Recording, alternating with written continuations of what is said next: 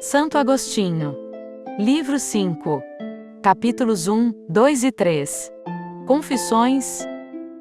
Capítulo 1. Oração.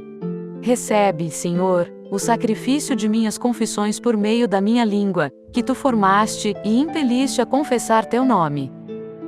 Cura todos os meus ossos, e que eles proclamem: Senhor, quem haverá semelhante a ti?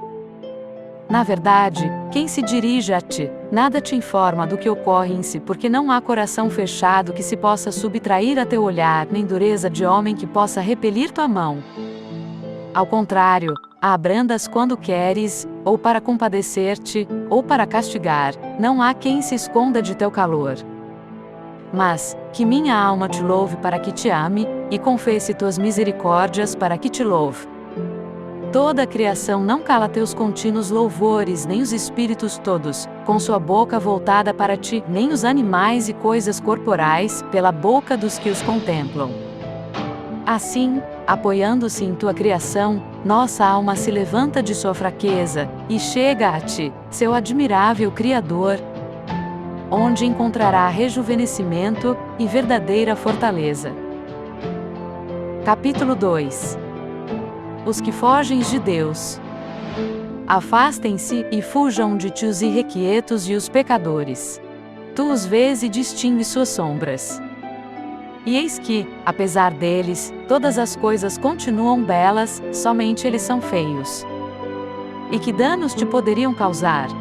Ou em que poderia desonrar teu império, justo e íntegro desde os céus até as coisas mais ínfimas? E para onde fugiram, ao fugir de tua presença?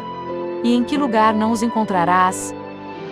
Fugiram, sim, para não ver-te a ti, que os estás vendo, mas deparam contigo, que não abandonas nada do que criaste. Tropeçaram contigo, injustos, e justamente são castigados. Subtraindo-se à tua brandura, ofenderam tua santidade, e caíram sob teus rigores.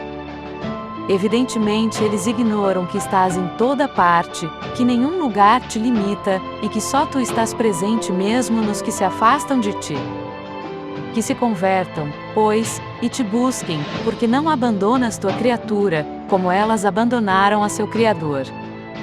Que se convertam, e logo estarás em seus corações, nos corações dos que te confessam, dos que se lançam em ti, dos que choram em teu regaço depois de percorrerem penosos caminhos. E tu, bondoso, enxugarás suas lágrimas, e chorarão ainda mais, mas serão felizes por chorar, porque és tu, Senhor, e nenhum homem de carne e sangue, tu, Senhor, que os criaste, que os consolas e robusteces. E onde estava eu quando te buscava? Certamente, estavas diante de mim, mas eu me havia afastado de mim mesmo, e não me encontrava, e muito menos de ti.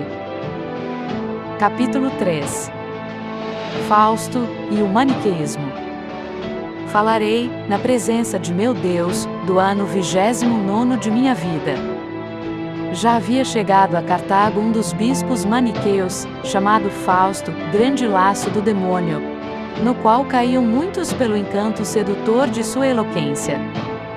Apesar de ser exaltada por mim, eu a sabia contudo discernir das verdades que desejava conhecer. Não era o prato do estilo que eu considerava, mas o alimento doutrinal que nele me era servido por aquele famoso Fausto, tão reputado entre os seus. Antecederam a fama de homem erudito em toda espécie de ciência, e particularmente instruído nas artes liberais. E como eu tinha lido muitas teorias dos filósofos, e as guardava na memória, quis comparar algumas destas com as grandes fábulas do maniqueísmo. Pareciam-me mais prováveis as doutrinas daqueles que chegaram a conhecer a ordem do mundo, embora não tivessem encontrado a seu Criador. Porque tu és grande, Senhor, e pões os olhos nas coisas humildes, e as elevadas as conheces de longe, e não te aproximas senão dos contritos de coração. Nem és encontrado pelos soberbos, ainda que sua curiosa perícia seja capaz de contar as estrelas do céu, e as areias do mar, seja capaz de medir as regiões do céu, e de investigar o curso dos astros.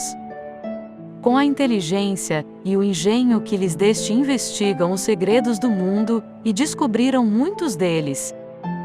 Predisseram com muitos anos de antecedência os eclipses do Sol e da Lua, no dia e hora em que hão de suceder, sem que nunca lhes falhasse o cálculo, acontecendo sempre tal e como haviam anunciado.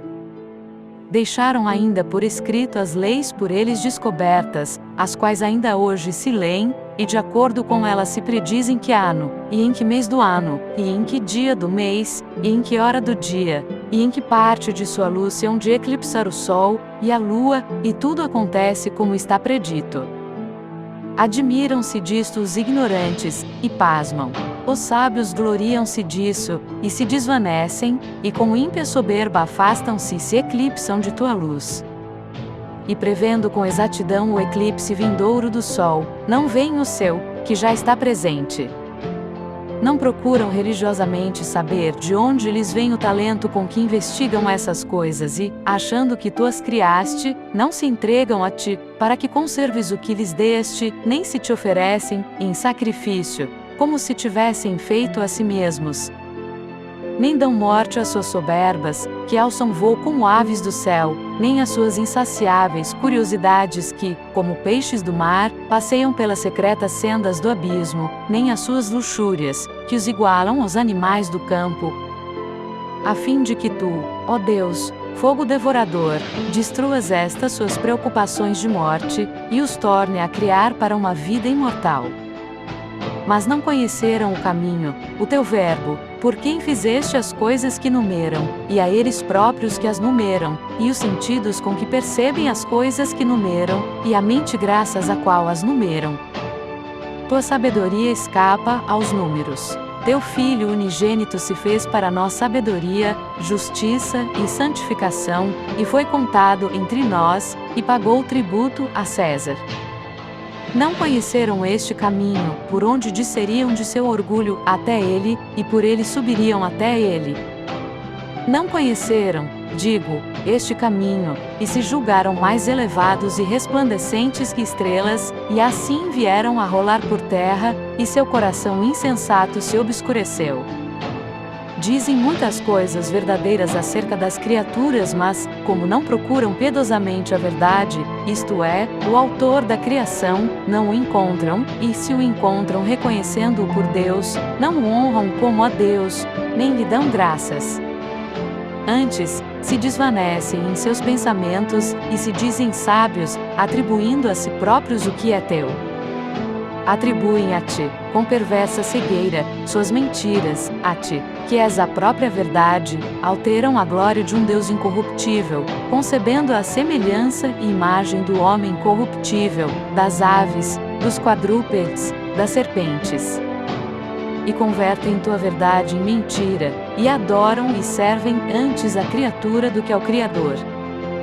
Eu, porém, guardava muitas de suas opiniões verdadeiras acerca das criaturas, cuja explicação encontrava nos números, na ordem dos tempos e no testemunho visível dos astros. Comparava-as com os ensinamentos de Manés, que escreveu sobre essas matérias numerosas e delirantes loucuras, sem achar nenhuma explicação para os solstícios e equinócios, os eclipses do Sol e da Lua, e para outras coisas, enfim, das quais tomara conhecimento pelos livros da sabedoria profana. Contudo, exigia-me que acreditasse nessas doutrinas, embora não concordassem absolutamente com meus cálculos e com o que meus olhos testemunhavam.